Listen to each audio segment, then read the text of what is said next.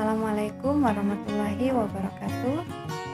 Hari ini kita akan melanjutkan pembelajaran ketiga dari subtema 1, tema 1. Nah, anak-anakku yang sangat ibu banggakan, sebelum kita mulai pembelajaran hari ini, terlebih dahulu kalian harus tahu tujuan pembelajaran kita. Tujuan pembelajaran kita hari ini adalah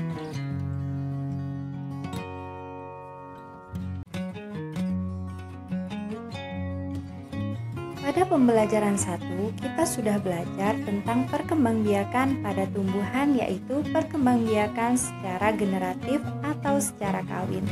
Nah, saat ini kita akan belajar mengenai perkembangbiakan pada tumbuhan secara tidak kawin.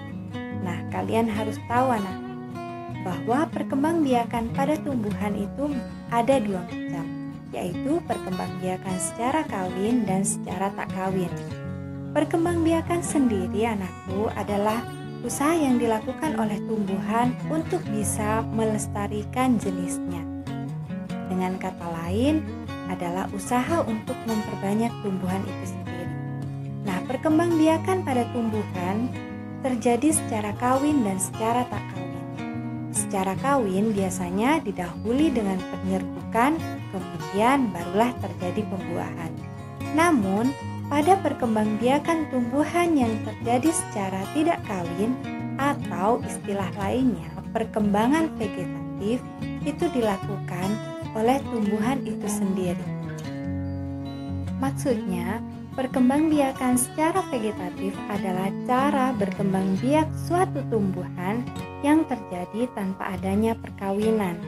Nah, makhluk baru tersebut atau tumbuhan barunya nanti itu berasal dari induknya itu sendiri. Contoh tumbuhan yang berkembang biak secara vegetatif adalah pisang, di mana pisang berkembang biak dengan cara bertunas. Tunas sendiri anakku adalah bagian tumbuhan yang baru tumbuh di bawah tumbuhan induknya. Pasti kalian sering melihat tanaman pisang, biasanya ada pisang atau tunas baru yang tumbuh di bawah pohon pisang itu sendiri. Nah, itulah yang dinamakan tunas. Nah, selain pisang, tumbuhan lain yang berkembang biak dengan cara tunas yaitu bambu. Lain halnya dengan bawang merah. Bawang merah memang perkembangbiakannya terjadi secara vegetatif, namun dengan cara yang berbeda dengan pisang. Kalau pisang berkembang biak dengan tunas, kalau bawang merah berkembang biak dengan umbi lapis. Nah, coba kalian perhatikan bahwa bawang merah memiliki bentuk yang berlapis-lapis yang di tengahnya nantinya itulah yang akan tumbuh tunas yang akan menjadi individu baru. Nah, anak-anakku, umbi lapis itu sendiri terdiri atas daun yang tumbuh melapisi batang dan membengkak di dalam tanah. Itulah yang nantinya akan tumbuh dan berkembang menjadi individu yang baru. Pastinya kalian tidak asing dengan buah ini. Buah ini adalah buah nanas. Perkembangbiakannya juga terjadi secara vegetatif. Nah, cara perkembangbiakannya biasanya dilakukan dengan pembibitan tunas. Itulah beberapa contoh tumbuhan yang berkembang biak secara vegetatif atau secara tidak kawin. Nah, anak-anakku, perkembangbiakan vegetatif tidak hanya terjadi dengan cara bertunas dan umbi lapis saja. Masih ada beberapa contoh, beberapa cara yang dilakukan tumbuhan untuk berkembang biak secara vegetatif. Di antaranya adalah dengan spora, tunas, umbi, rizoma atau rimpang, dan juga stolon atau geragi. Sebelumnya kalian harus tahu bahwa perkembangbiakan vegetatif itu terjadi bisa alami, bisa juga dengan buatan. Nah, secara alami maksudnya tumbuhan berkembang biak secara alami tanpa bantuan manusia. Namun, perkembangbiakan vegetatif secara buatan ini dilakukan dengan bantuan manusia. Namun, pada kesempatan ini, Ibu hanya akan menjelaskan perkembangbiakan vegetatif yang terjadi secara alami. Nah, seperti yang sudah Ibu jelaskan tadi, sudah ada dua yang kalian ketahui, bahwa perkembangbiakan vegetatif secara alami ada yang dengan tunas, ada juga yang menggunakan umbi. Perkembangbiakan vegetatif selain dengan cara tunas dan umbi lapis, contoh lainnya yaitu rizoma atau rimpang. Rizoma atau rimpang mirip sekali dengan umbi, namun bedanya kalau rimpang merupakan batang yang menjalar yang terdapat di bawah tanah berbentuk seperti akar dan berbuku-buku. Contohnya pada tanaman kunyit, jahe, dan lengkuas. Selanjutnya dengan cara stolon atau geragi. Geragi adalah batang yang tumbuh menjalar di atas permukaan tanah. Nah, batang inilah yang nantinya akan menghasilkan tumbuhan baru pada ujungnya.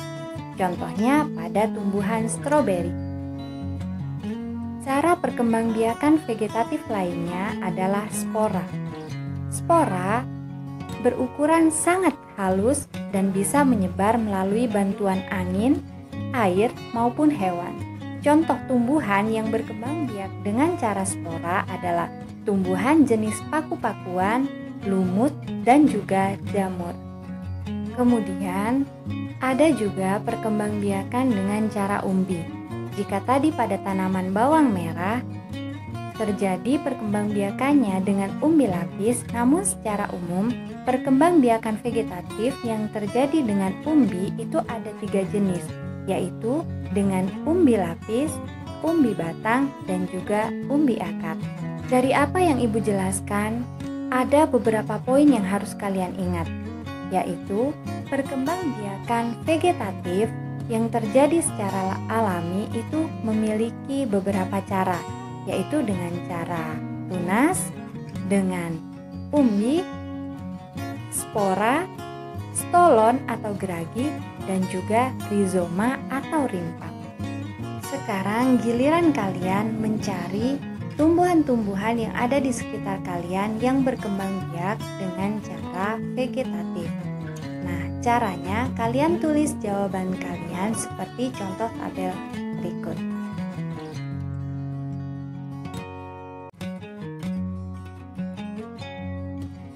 Beberapa waktu yang lalu kalian sudah belajar cara mencari ide pokok dalam sebuah paragraf.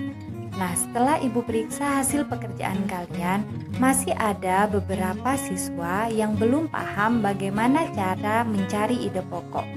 Nah, Ibu ingatkan kembali bahwa saat kalian ingin mencari ide pokok, terlebih dahulu kalian harus membaca seluruh kalimat yang ada pada paragraf tersebut. Nah, simak baik-baik kalimatnya dari kalimat pertama sampai kalimat terakhir. Kemudian, kalian cari kalimat mana yang kalian anggap itu adalah kalimat paling penting dari paragraf itu. Dan ingat ya anakku, bahwa ide pokok itu hanya ada satu dalam setiap paragraf. Nah, kemudian kalau kita sudah mendapatkan kalimat yang kalian anggap paling penting, bukan serta-merta itulah ide pokoknya, bukan seperti itu. Tapi kalimat yang kalian anggap paling penting itu adalah kalimat utama, jadi belum ide pokok. Kemudian dari kalimat utama yang kalian dapatkan itu barulah kalian pilah-pilah atau ringkas kalimat tersebut menjadi kalimat yang lebih pendek, namun tidak mengurangi makna kalimat itu sendiri. Nah, kemudian setelah kita meringkas kalimatnya menjadi lebih pendek, nah itulah yang bisa kalian ambil sebagai ide pokok. Pasti banyak juga yang bertanya-tanya, Ibu Guru, bagaimana kalau kalimatnya sudah pendek? Nah, kalau kalimatnya memang sudah pendek dan tidak bisa disingkat lagi, berarti kalimat utamanya bisa sekaligus menjadi ide pokok dari paragraf. Nah, agar kalian lebih paham anak-anakku, sekarang Ibu ingin kalian berlatih lagi mencari ide pokok dari sebuah bacaan. Nah, perhatikan bacaan berikut.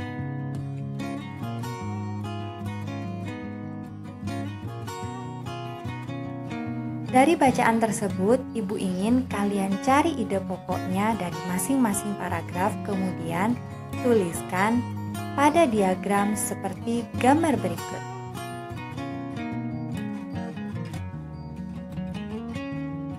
Baik anak-anakku, pada pertemuan hari ini Ibu cukupkan sampai di sini. Ingat ya, tetap semangat walaupun kita belajar dari rumah, dan sampai bertemu lagi di pembelajaran selanjutnya. Assalamualaikum warahmatullahi wabarakatuh.